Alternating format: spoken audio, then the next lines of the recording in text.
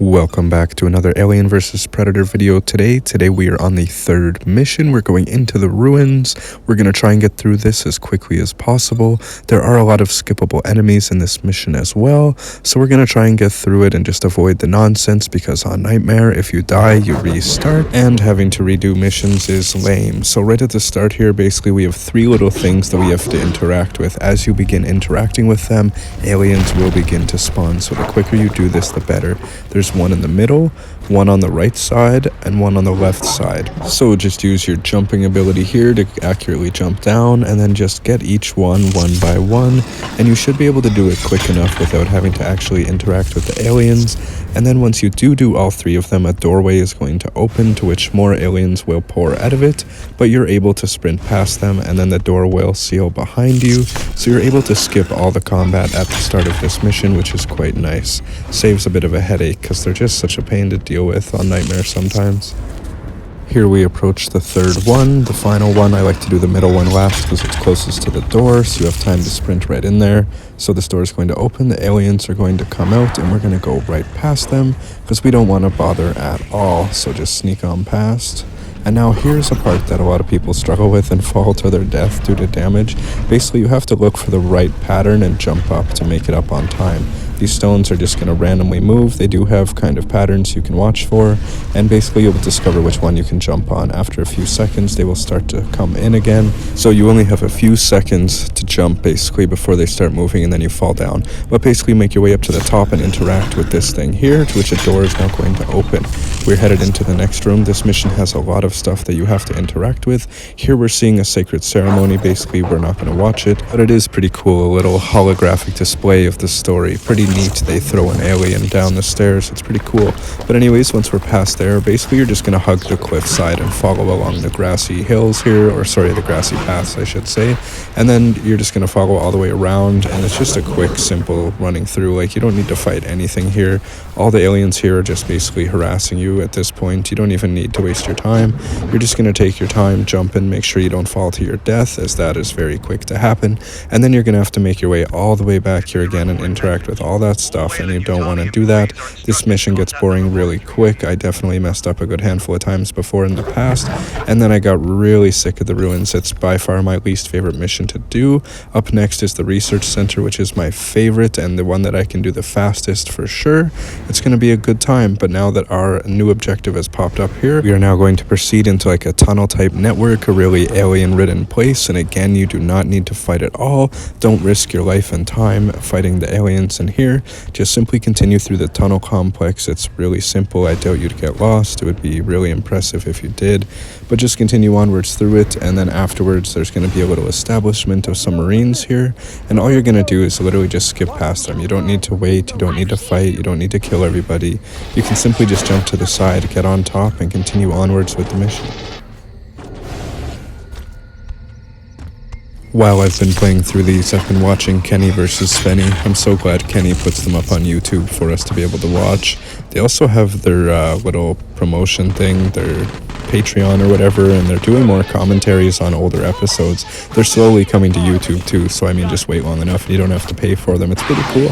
I enjoy watching it. It's such a funny Canadian show. If you've never watched Kenny vs Spenny, it's definitely great. It's a fantastic and funny background show to have. Maybe not so good with the kids around, but it's a fantastic show, and I highly recommend you check it out. Basically, these two guys do different competitions, like who can drink more beer, or who can blow the biggest fart, or who can get farther with the other guy's mom. There's so many ones, like who can crap their pants and keep it in the diaper the longest, like some nasty ones, some crazy ones, but it's really entertaining and funny too. I definitely recommend you check it out. Be careful in this area. This area is a killer, by the way. Basically, you have to go to 3 more things and interact with them in different places with various guards around. One even has a smart gun, which is pretty lethal on Nightmare. So just kind of be aware of what's around you at all times. Try not to be as reckless as I am, and then you should be fine. Find the 3 things, and then we're going to move onwards. I wonder what the weather's like here. The weather where I am personally is absolutely freezing. It's like minus 40 degrees Celsius all the time just this week. But honestly, we had a pretty good winter, you know, it wasn't bad. We didn't even get the cold until January pretty much. Other than that, we didn't even have snow at Christmas. Like, it was crazy. I've never seen such a thing here in Canada. I've never had that happen before. Kind of wild, but I mean, kind of cool at the same time, I suppose. But it's nice, you know, finally gonna be able to go sledding and stuff here now that winter's back in full effect. We got a bit of snow now and it's super chilly, but even so with the cold, it's only supposed to last like a week or something, maybe two, and then it's going just to like minus 15, minus 20, not even that bad. So it's going to be pretty cool. Just in general, we've had a pretty good winter so far. I'm just wondering how long it's going to last. Sometimes it goes like all the way to the end of April into May here. Sometimes there's still snow on the ground. It's crazy, man.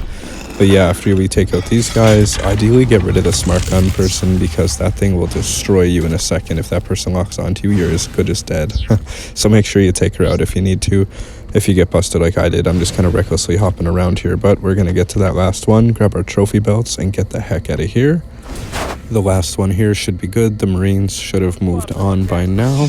And basically, once we get all three of these, we're going to be heading into a doorway.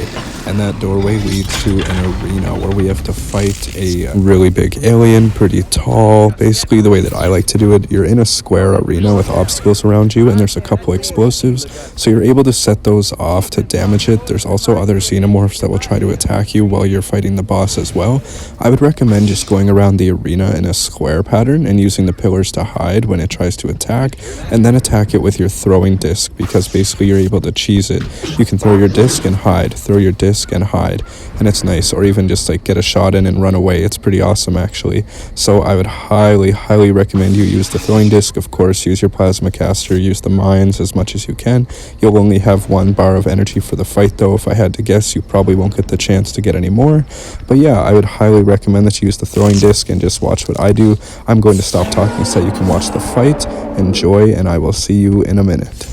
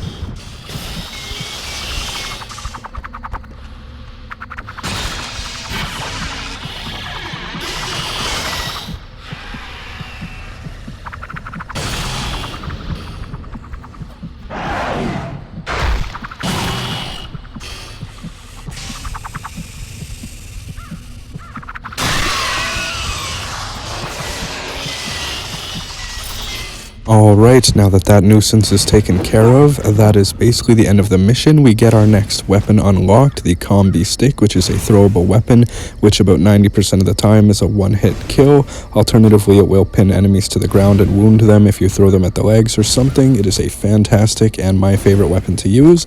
We are on to the research center next in the next video, so I will see you then. Thank you for watching. I hope you're enjoying this. I'm really enjoying playing these games again. Thank you, and I will see you in the next one.